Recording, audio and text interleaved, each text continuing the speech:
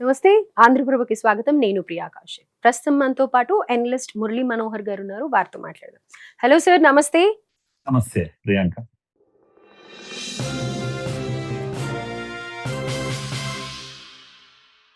Sir, Pakistan India వల్ల భయపడుతోంది. India ఏదో attack చేయడానికి ప్లాన్ చేస్తుంది అని అంటూ ఉన్నారు వాళ్ళ మీడియా వర్గాల్లో. అలాగే మీడియాలో కూడా డిస్కషన్స్ అవుతున్నాయి పాకిస్తాన్ మీడియాలో. ఏంటి సార్, ఇండియా ఏమన్నా నిజంగానే పాకిస్తాన్ మీద అటాక్ చేయాలని ప్లాన్ చేస్తుందా? No, no Priyanka. అసలు మనకు ఆ రికార్డే లేదు ఎప్పుడు కూడా. మనంతకు మనం వెళ్ళి ఇంకో దేశం పైన యుద్ధం చేసినటువంటి రికార్డ్ ఇంతవరకు లేదు. హ్మ్. పాకిస్తాన్‌తో కూడా ఇప్పటికి 5 యుద్ధాలయినాయి. ఇప్పుడు 6వ యుద్ధం వస్తుందని కూడా అంటున్నారు అందరూ. కనుక ఒకవేళ అది 6వ యుద్ధమైనా, 7వ యుద్ధమైనా, యుద్ధం ప్రారంభించేది పాకిస్తాన్, కానీ కంక్లూడ్ చేసేది మాత్రం ఇండియా. ఇది రైట్. ఎప్పుడు జరిగింది ఇదే మన చరిత్రలో అంతా గనుక ఇప్పుడు కూడా అంతే. కాకపోతే మరి ఎందుకు ఇండియా ఇంత పెద్ద ఎత్తున డ్రిల్స్ చేస్తా ఉంది బార్డర్‌లో. మాక్ డ్రిల్స్ చేస్తా ఉంది. దీన్ని దీన్ని ఏమంటారంటే బ్లాకౌట్ మాక్ డ్రిల్స్ అని కూడా అంటారు. ఎందుకు అంటే ఈ యుద్ధం వస్తే, నిజంగా యుద్ధం జరుగుతూ ఉంటే సివిలియన్స్ ఏం చేయాలి? అయ్యో! సరే, త్రివిధ దళాలుంటాయి. వాళ్ళేం చేయాలో వాళ్ళకి తెలుసు. They are all well trained గాని. బట్ సివిలియన్స్‌కి ఏం చేయాలో తెలియదు. మొన్నటి యుద్ధం లాస్ట్ ఇయర్ మనం చేసినటువంటి పహల్గామ్ తర్వాత చేసిన యుద్ధంలో కూడా మీరు పంజాబ్ ఆ ప్రాంతంలో, ఆహ్, రాజస్థాన్ ప్రాంతంలో స్కూల్స్‌లో పిల్లలకు ఇవన్నీ ట్రైనింగ్ ఇచ్చింది మనం చూసాం. హ్మ్. అలాంటి ట్రైనింగే ఇప్పుడు మన మన దగ్గర జరుగుతూ ఉంది. ఎందుకు ఇలా జరుగుతోంది? ఈవెన్ సివిలియన్స్‌కు, స్కూల్ చిల్డ్రన్‌కు అందరికి కూడా ట్రైనింగ్ ఇస్తూ ఉన్నారు. అందుకని ప్రజలంతా ఇప్పుడు ఏమనుకుంటారంటే యుద్ధం రాబోతుంది అనేటువంటి ఒక చర్చ జరుగుతుంది. ఎప్పుడైనా ఆర్మీ దళాలు ట్రైనింగ్ చేస్తుంటే ఏమి అనుకోరు. వాళ్ళ పనేదో వాళ్ళు చేసుకుంటున్నారా అని అనుకుంటారు. కానీ సివిలియన్స్‌కి ట్రైనింగ్ ఇచ్చేసరికి అనుమానాలు పెరిగిపోతాయి. అలాంటిదే ఇప్పుడు జరుగుతున్నటువంటి విషయం కనుక. అంటే బేసిక్‌గా సార్, ఇక్కడ చూసుకుంటే అనిశ్చిత వాతావరణం కనిపిస్తోంది బార్డర్‌లో అంటున్నారు. అంటే బయట వస్తున్న కానీ లేకపోతే మీడియా ఛానెల్స్‌లో వస్తున్న న్యూస్ ప్రకారం అయితే అటు బంగ్లాదేశ్ కానీ లేకపోతే ఇప్పుడు నేపాల్‌లో బ్యాలెన్స్ షా ప్రభుత్వం కానీ టారిఫ్స్ వేస్తూ ఉండటం కానీ, అదర్‌వైజ్ ఇంకొక రకంగా చూసుకుంటే పంజాబ్‌తో కూడా మనకి థ్రెట్ ఉంది. పంజాబ్‌తో కూడా డీలింగ్స్ సరిగ్గా లేవు అని అనేసి అంటున్నారు. ఇవన్నీ ఎందుకు సార్ ఇలా ఒక్కసారిగా వినిపిస్తున్న ఈ వాతావరణం అనేది మారిపోయింది అని అనేసి అంటూ ఉన్నారు. అందుకే ఈ మాక్ డ్రిల్స్ చేస్తున్నారు. ఓవరాల్ గా ఇండియా కంప్లీట్ గా సరౌండెడ్ బై థ్రెట్ అని అనేసి అంటున్నారు. ఇది నిజమేనా? ఆ! అసలు ఇలాంటి టాక్ రావడానికి కారణం మనం ఒకసారి ఆలోచించాలి. మనం హ్మ్. ముఖ్యంగా ఏప్రిల్ 23 నాడు అనంతనాగ్ దగ్గర నార్త్ కాశ్మీర్, తర్వాత పంజాబ్, పూంచ్, కుప్వారా ఈ జిల్లాలన్నీ బార్డర్ జిల్లాలు కదమ్మా! ఇక్కడే ఇవన్నీ ఇప్పుడు మాక్ డ్రిల్స్, నేను చెప్పిన డ్రిల్స్ అన్ని జరుగుతున్నాయి. హ్మ్. ఏప్రిల్ 22 మనము మర్చిపోవద్దు కదా! Pahalgam first anniversary. అయితే ఈ ఫస్ట్ యానివర్సరీ సందర్భంగా మీడియాలో చాలా పెద్ద చర్చ జరుగుతా ఉంది. ముఖ్యంగా రివ్యూస్ జరుగుతున్నాయి. మన యొక్క ఆపరేషన్ సింధూర్ పైన ప్రపంచం అంతా కూడా ఒక రివ్యూ చేస్తున్న సందర్భంలో ఎక్కువ మటుకు అప్రిసియేషన్ వచ్చింది మనకు. అంటే నిజంగా the way India dealt with the issue ఏదైతే ఉందో చక్కగా, అంటే స్పెసిఫిక్ గా టార్గెటెడ్ గా అటాక్ చేయడము, సివిలియన్స్ ని ఎవరిని ప్రజలను మనం దాడి చేయకపోవడము, కేవలం టెర్రరిస్ట్ స్థావరాల పైనే మనం దాడి చేయడము. మనం బార్డర్ దాటి వెళ్ళలేదు యుద్ధం చేసినప్పుడు. ఇంత నీట్ గా చేసిన యుద్ధాన్ని ప్రజలు, ముఖ్యంగా వీళ్ళు ఎక్స్పర్ట్స్ అందరూ మనల్ని అప్రిసియేట్ చేసేసరికి ఈ చర్చ ఎక్కువైంది. అంతర్జాతీయ స్థాయిలో చర్చ జరుగుతోంది ఒకటి. రెండవది ఏంది అంటే ఈ ఫీల్డ్ మార్షల్ మునీర్ ఈ మధ్యన ఆహ్, వాళ్ళ యొక్క కమాండర్స్ తో మీటింగ్ పెట్టాడు. హ్మ్. పెట్టేసి ముఖ్యంగా ఆహ్, ఈ జైషే మహమ్మద్ అండ్ లష్కరే తోయిబా అఫీషియల్స్ ఎవరైతే ఉన్నారో ఆహ్, వాళ్ళని కూడా కలిసినట్టు వార్తలొచ్చాయి. మునీర్ కలిసాడనేటువంటి వార్తలొచ్చాయి. ఎందుకు ఇలా జరుగుతుంది? ఎందుకు కలుస్తున్నారు? ఏం చేస్తున్నాడు మునీర్? అని కాస్త మన వాళ్ళు అప్రమత్తమయ్యారు. వాస్తవంగా బార్డర్ అంతా కూడా, ఇండియా బార్డర్ అంతా కూడా ఆహ్, మార్టర్స్‌ను మోహరించారు. ఆర్టిల్లరీస్‌ను మోహరించారు. మనం పాకిస్తాన్ బార్డర్ లో పెద్ద ఎత్తున బార్డర్స్ అంతా కూడా శృతి మించిన ఆర్మీ ప్రెసెన్స్ మనకు కనిపిస్తుంది. కొత్తగా వచ్చినటువంటి పాక్ బార్డర్ అంతా కూడా ఆ విధమైన కళ్ళకు కనపడుతుంది. మన యొక్క శాటిలైట్ కెమెరాస్ తో మనం చూస్తా ఉన్నాం. సో ఇండియన్ ఎయిర్ కమాండర్స్ కూడా ఇంటెలిజెన్స్ రిపోర్ట్స్ అన్ని కూడా ఇవి వచ్చేసాయి. పాకిస్తాన్ ఏమో చేస్తుంది అని. ముఖ్యంగా కొత్త బంకర్స్ కడుతున్నారు. ఎల్ఓసి దగ్గర విపరీతమైన బంకర్స్ కడుతూ ఉన్నారు. చైనా నుండి కూడా ఎయిర్ డిఫెన్స్ సిస్టమ్ యొక్క సప్లైస్ పెరిగిపోయినాయి ఈ మధ్యలో అనేది కూడా ఒక మనకు తెలుస్తున్నటువంటి వార్త. చైనా లాజిస్టిక్స్ సప్లై చేస్తుంది పెద్ద ఎత్తున. ఎయిర్ క్రాఫ్ట్ సంబంధించిన లాజిస్టిక్స్ ట్రాన్స్పోండర్స్ లేకుండా, అంటే ఏమంటాం ఏటీసీ అంటాం కదా, ఎయిర్ ట్రాఫిక్ కంట్రోల్ సిస్టానికి అందకుండా ఆ కొన్ని ఏమంటారు ఎయిర్ క్రాఫ్ట్స్ ను సప్లై చేస్తా ఉంది పాకిస్తాన్. అది కూడా మన బార్డర్ లోనే ఇవన్నిటిని పెడతా ఉన్నారు. ఎందుకు పెడుతున్నారు? J-17 లాంటి విమానాలు పాకిస్తాన్ తీసుకుంటుంది చైనా దగ్గర నుంచి. ఇవి వాటి ప్రొడక్షన్ పెంచింది.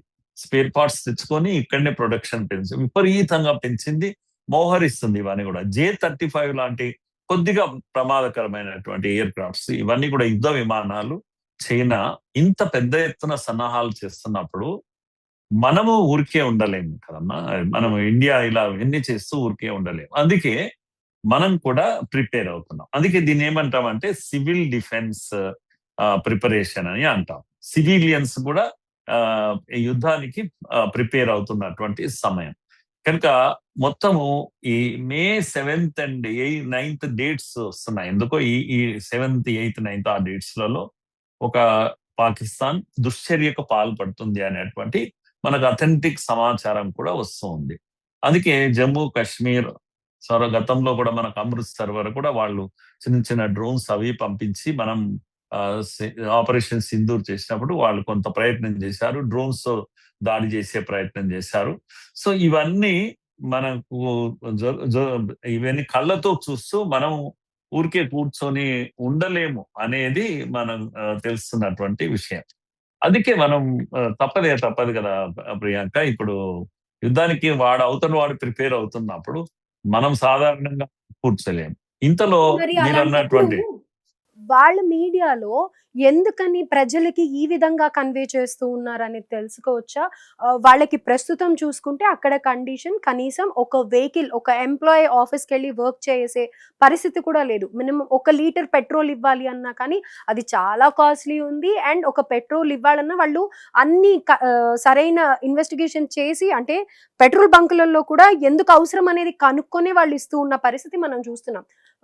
నిత్య జీవితంలో ఉపయోగపడాల్సినంత వస్తువులు లేవు, డబ్బులు లేవు, అలాగే పెట్రోల్ స్కేర్సిటీ, ఇలా మొత్తం ఓవరాల్ గా ఎకనామికల్ గా డౌన్ ఉంది. ఇలాంటి పరిస్థితుల్లో ఎందుకని పాకిస్తాన్ ఈ కవ్వింపు చర్యలు చేస్తుంది అని అంటారు?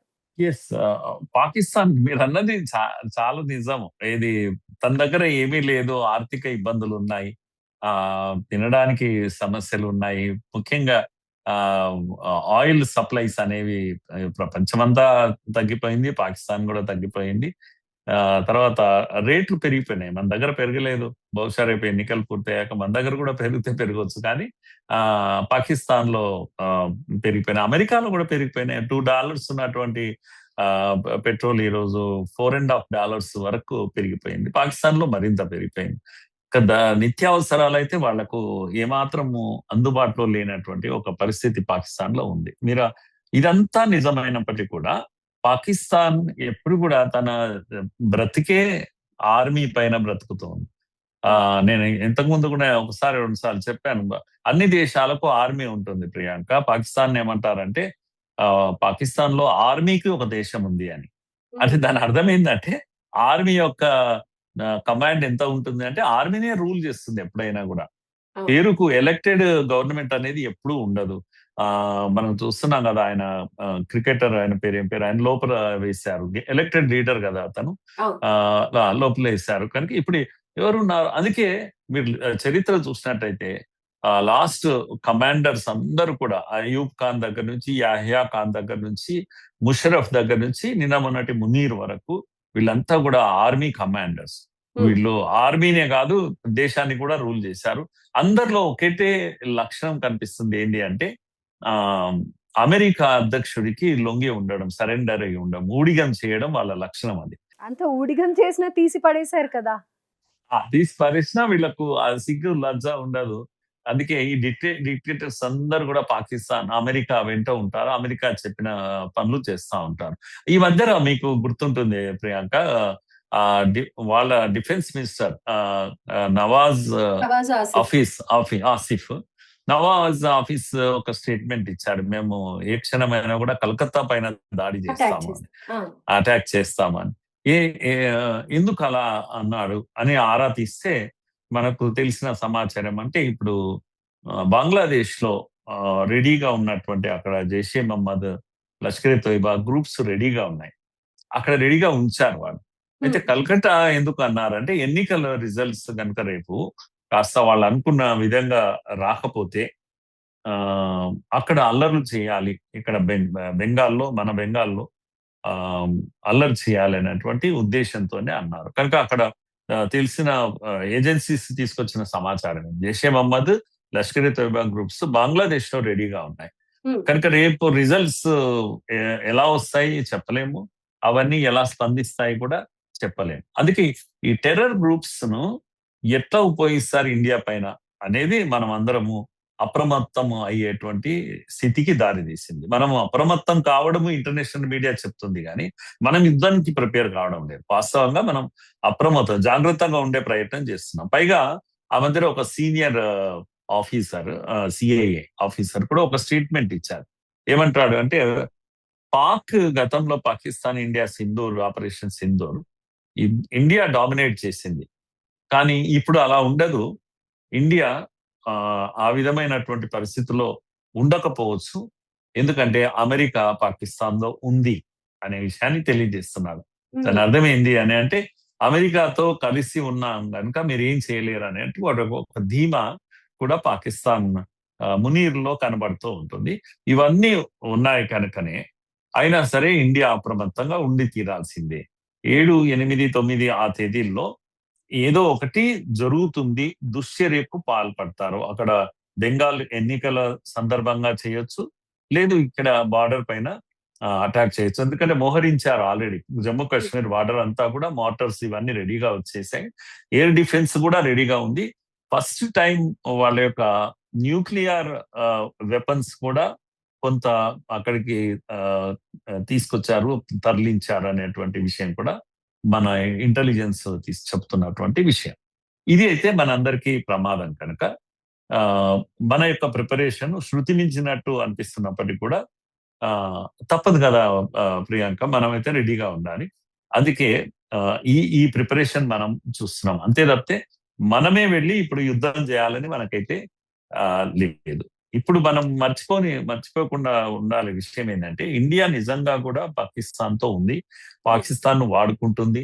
ఇరాన్ యుద్ధంలో ఒక ప్లాట్ఫామ్ గా వాడుకుంటుంది. అందుకే పాకిస్తాన్ ఇప్పుడు ఏమంటున్నారంటే ఇప్పుడు మనం ఏదైనా పెళ్లి ఇంట్లో ఒక ఫంక్షన్ చేయాలంటే అమ్మాయి, అబ్బాయి ఇద్దరు కూడా ఎక్కడికి వెళ్తారు? ఫంక్షన్ హాల్కి వెళ్తారు. హ్మ్. ఫంక్షన్ హాల్ అనేది ఒక ప్లాట్ఫామ్ అది. మనం డబ్బులు చెల్లించి దాన్ని వాడుకుంటాం ఆ 2 రోజులు. అలాంటిదే పాకిస్తాన్ అని కొందరు అంటున్నారు ఇప్పుడు. హ్మ్. కనుక ఒక ప్లాట్ఫామ్ తీసుకున్నారు. అమెరికా ఉపయోగిస్తుంది. కాకపోతే అమెరికా యొక్క 3 క్యారియర్స్ ఏవైతే ముఖ్యంగా ఎయిర్ ఫోర్స్ ని క్యారీ చేసే షిప్స్, పెద్ద పెద్ద షిప్స్, ఆబ్రహం లింకన్, బుష్ ఇలాంటివన్నీ కూడా రెడీగా ఆల్మోస్ట్ ఇండియన్ ఓషన్ దగ్గరనే ఉన్నాయి. కనుక అమెరికా ఆ విధంగా రెడీగా ఉంచిన తన డిఫెన్స్ సిస్టమ్ ఇది కూడా ఉపయోగపడుతుంది పాకిస్తాన్ కు అనేటువంటి ఒక చర్చ జరుగుతా ఉంది. నేను అనుకుంటాను అమెరికా అంత దూరం రాకపోవచ్చు. ఇటు చైనా ఉన్నప్పుడు అమెరికా రాదు.